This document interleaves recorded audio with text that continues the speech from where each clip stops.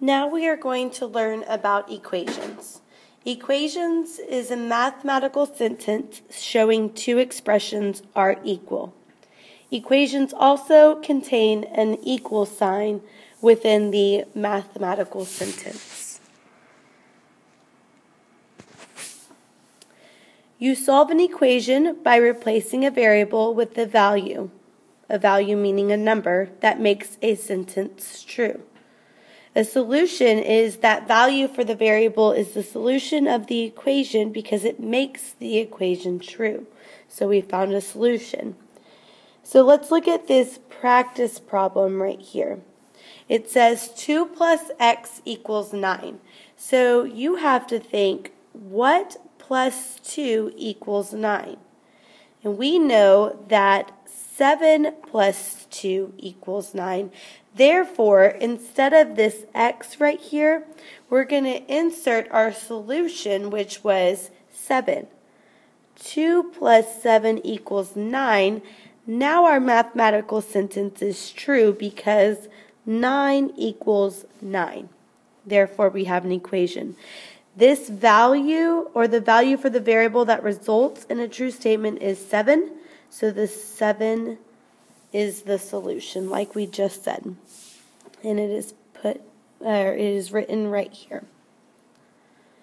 Let's try more of these.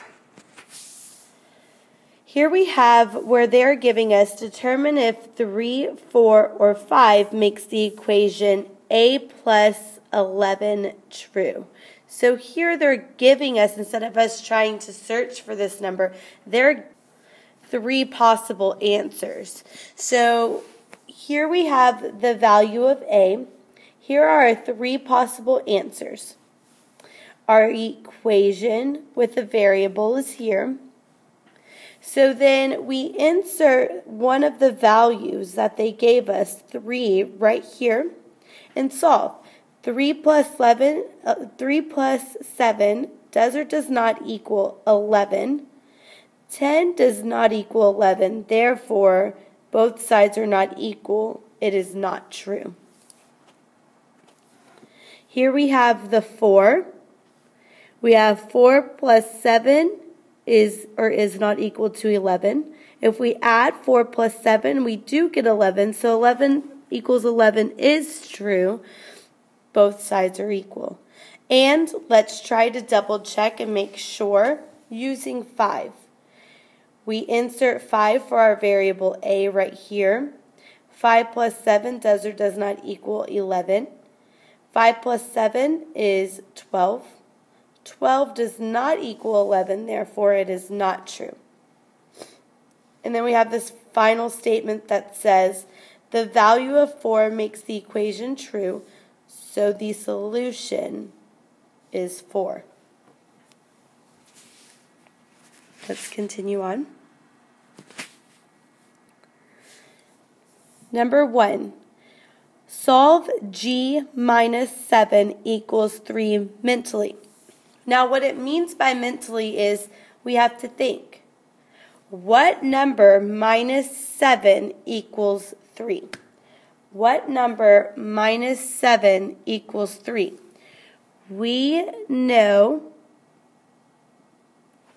that 10 minus 7 equals 3. That would give us 3. Therefore, we want to take this 10 and insert it where our variable g is. So instead of a g, we want 10 minus 7 in our mathematical sentence. So let's see if that's true. 10 minus 7 is 3. 3 does equal 3. Yes. So our solution is 10. Because that's the number that we plugged in for our variable g. Number 2. The total cost of a pair of skates and knee pads is $63. Okay, this is the total cost. The skate cost $45. Use the guess, check, and revise strategy to solve the solution 45 plus k to find k, the cost of the knee pads. Okay, what it means by guess, check, and revise strategy is that it has these 3 numbers, and we're going to try it and see if it works. If it works, then we found our solution. If not, we go to the next number. So it says right here that we have 45 plus k equals 63. That's our equation. We're going to try 14. So instead of k, we're going to write 14. And let's see if that's true. 45 plus 14 equals 59. That does not equal 63, therefore it is not true. I want you to try 16 and 18 and tell me what our solution is right here in our box.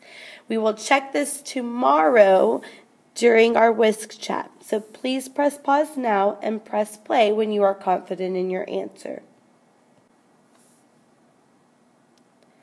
Now we want to determine if 3, 4, or 5 makes the equation 18 equals 6z true.